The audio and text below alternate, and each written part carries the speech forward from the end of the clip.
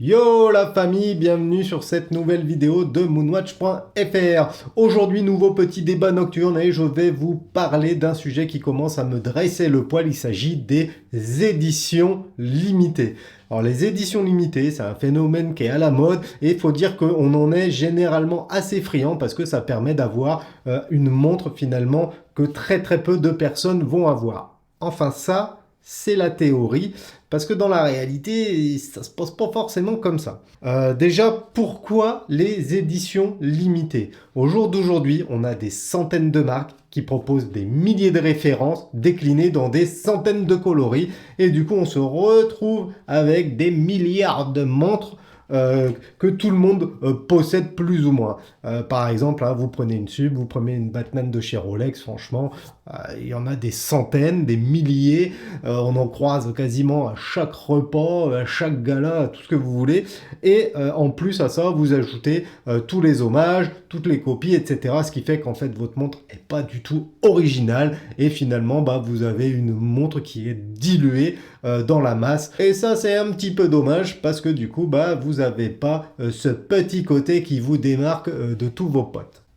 Donc à partir de ce constat, les marques se sont rendues compte, d'ailleurs c'est pas spécifique à l'horlogerie, que pour attirer de nouveaux clients ou conserver des clients existants, ils allaient sortir des éditions limitées, c'est-à-dire des montres qui sont sorties en toute petite production. Du coup, les marques vont sortir des montres en toute petite quantité, des séries de montres en toute petite quantité, pour que ces possesseurs, pour que les clients puissent se pignoler avec leurs bijoux au poignet, la montrer à son pote en sachant très bien qu'il ne pourra jamais l'avoir. Et c'est vrai, on aime tous ça, et c'est un plus considérable si vous disposez d'une édition limitée. Maintenant qu'on sait ce que c'est qu'une édition limitée, je vais vous parler de tous les points qui me dérangent à l'heure actuelle sur les éditions limitées. Vous inquiétez pas, si je regarde en bas, c'est pas lié à une érection naissante, c'est tout simplement parce que j'ai ma petite fiche que je lis pour ne rien oublier. Alors, tout d'abord, ce qui me vénère grave, ce sont les éditions limitées avec un nombre d'exemplaires juste improbable. Par exemple, Seiko qui sort des éditions limitées à 10 000 exemplaires. Ok, Seiko, c'est une grosse boîte qui est worldwide avec des millions de clients probablement. Mais une édition limitée à 10 000, c'est complètement con, putain. Même dans mon petit patelin tout pourri, le bijoutier va déjà en recevoir 3 ou 4. Donc finalement, elle n'est pas du tout limitée. Et ça m'énerve. On vous fait croire que ce sont des éditions limitées, mais elles sont limitées avec un tirage tellement élevé qu'elles sont limitées de rien du tout. Deuxième point qui m'irrisse le poil, ce sont ces éditions limitées, mais faussement limitées. Je m'explique. On prend une Seiko Alpiniste qui était sortie édition limitée. Ils ne sont pas trop emmerdés, les gars. Ils ont pris la même montre, ils ont changé légèrement le cadran et la ressortent en édition non limitée. Donc là, le client est trompé. De la même manière, ils ont ajouté un cyclope sur certaines, ils font sauter, ils rééditent exactement la même sans le cyclope. Et là, encore une fois, le client, il est trompé. Ça, encore une fois, chez Seiko, j'avais envie de leur mettre des pains. Mais il y a pire que ça, la famille. Il y a également Breitling qui a fait un truc de ouf quand ils ont sorti leur Rainbow, un superbe montre, la Super Océan Rainbow. C'était une édition limitée. Limitée avec une petite gravure dans le dos. Quelques mois après, ils ressortent quasiment la même, mais sans la petite gravure sur le caseback. Et là, du coup, j'en suis venu à me dire, mais quand ils ont dit édition limitée, ils se sont un petit peu foutus de notre gueule. Donc ça m'a foutu les boules. Et ça m'amène à mon troisième point, la famille.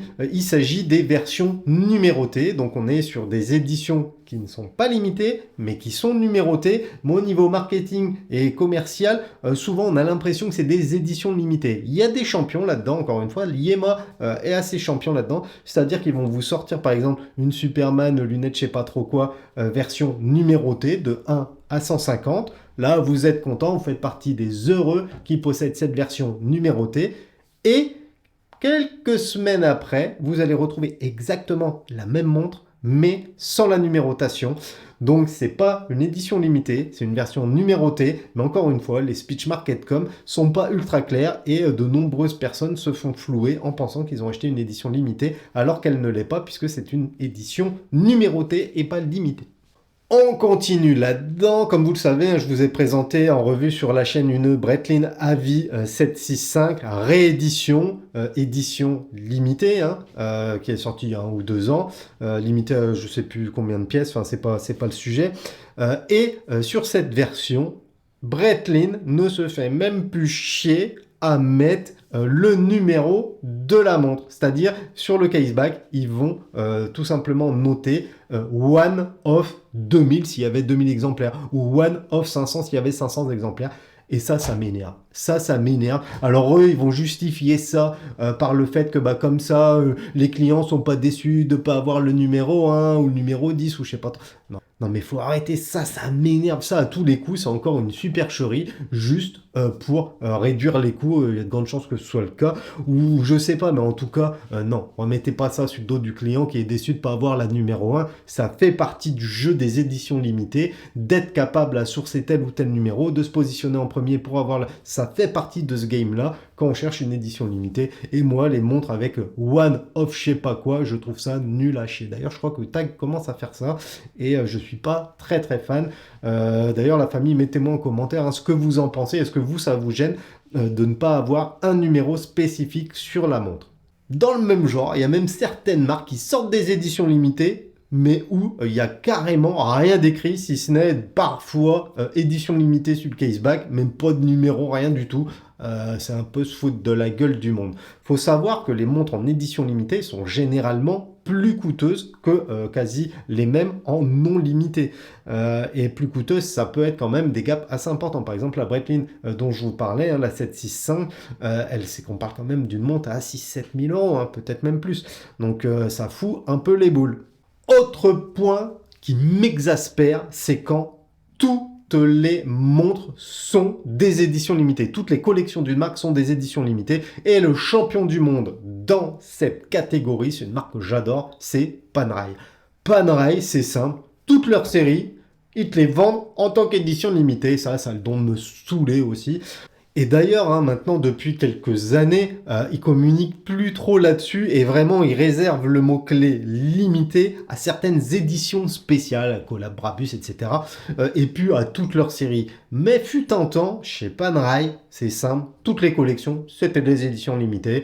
Et comme d'hab, ils se font pas chier à graver sur le caseback, le nombre total de pods, etc. Bref, ça aussi, ça gavait. Enfin, pour terminer, ce qui m'énerve avec les éditions limitées, c'est tout simplement lorsque on ne sait pas le nombre de modèles qui vont être issus de cette série limitée. Chez Casio, par exemple, toutes les éditions limitées qu'ils sortent, et il y en a des palettes entières d'éditions limitées chez Casio, encore une fois, ils en sortent plein, j'en possède de nombreuses parce que je suis un gros fan de la marque. Mais on ne sait pas combien il y a d'unités. Je vous ai présenté par exemple une MTG Volcano. On ne sait pas combien il y a d'exemplaires en tout. On sait juste que c'est une édition limitée, mais on ne sait pas à combien. Là, par exemple, pour mes 40 ans, j'ai eu une MTG Flare Red. Pareil, édition limitée, mais on ne sait pas à combien.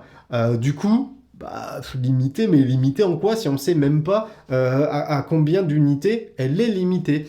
Alors oui, c'est des montres qui sont, pour certaines, difficiles à sourcer, donc on peut supposer qu'il y a une toute petite production, mais on n'en sait rien, et ça me saoule, et Casio, c'est les champions du monde pour ça. Ils sortent des éditions limitées à coup de market comme à la con, ils rincent tous les médias horlogers du coin, et on ne sait pas combien il y a d'unités, ou c'est très rare qu'on le sache, ça a le don de me saouler. Alors pour finir la famille, plutôt que de parler d'édition limitée, parce qu'au final tout ça c'est un peu de la branlette, on va pas se mentir, est-ce qu'il faudrait pas mieux privilégier des collections qui sont créées avec des toutes petites séries? Par exemple, un artisan local, je sais pas, ou du masterpiece, par exemple, un Laurent Ferrier, vous vous doutez bien qu'il va pas sortir 10 000 unités de son tourbillon. Ça, par exemple, c'est peu probable. Du coup, est-ce qu'il faudrait pas, à la place d'acheter des éditions limitées qui finalement sont limitées de que dalle, surtout que les marques, ça se trouve, vont ressortir le même modèle, mais avec un cadran orange fluo 3 mois après, et Rebenco, édition limitée, est-ce qu'il faudrait pas plutôt se tourner sur des maisons qui créent vraiment de toutes petites séries de leur modèle. Comme ça, on est sûr d'avoir l'exclusivité sur la pièce et qu'on ne se fera pas flouer dans quelques mois par une autre sortie qui ressemblerait légèrement à celle-là. Laissez-moi en commentaire ce que vous en pensez, la famille. D'ailleurs, si jamais j'ai oublié certains points fâcheux sur les éditions limitées, n'hésitez pas à le mettre en commentaire, hein, ça fait toujours plaisir. Bon, les trucs qui n'ont rien à voir la famille, mais c'était le troll du jour. Aujourd'hui, il y a Paris Match Belgique qui a publié un article sur Rolex, hein, superbe article, hein, je vous laisse le lire. On est dans toute la branlette médiato-journalistique qui est juste lamentable. Alors, petit article écrit par Catherine Malaise, hein, je n'invente rien, c'est écrit, donc déjà juste ça m'a trollé de ouf. Donc on lit toutes les conneries, la branlette qui nous raconte sur Rolex, on apprécie les milliards de pubs, et là on arrive sur une superbe image pour une Pagani Design Chronosport. Je pense que la personne voulait mettre sûrement une Rolex Detto Platinum, mais comme c'est bien souvent le cas, on notera que les journalistes ont une telle connaissance du monde horloger, des articles qu'ils écrivent, hein, qu'en fait c'est ni plus ni moins que réciter du press kit. Et du coup, on se retrouve avec une montre hommage qui pour illustrer l'article sur Rolex. Ça m'a juste énormément trollé, surtout qu'on a le petit copyright en dessous, ça aussi ça troll énormément. Bref, tout ça pour vous dire encore une fois, faut pas trop écouter ce que vous pouvez lire dans les différents médias, parce que de un, les journalistes ou pseudo-journalistes ne s'y connaissent pas forcément, et de deux, bien souvent c'est ni plus ni moins que le récital d'un press kit totalement inutile puisqu'il est fourni par la marque elle-même. Voilà, ce petit débat nocturne touche à sa fin, la famille. Comme d'hab, mettez un like si vous aimez la vidéo. Pensez à vous abonner à notre petite chaîne. Mettez-moi un commentaire. Mettez-moi en commentaire quel débat vous aimeriez que je traite sur cette chaîne.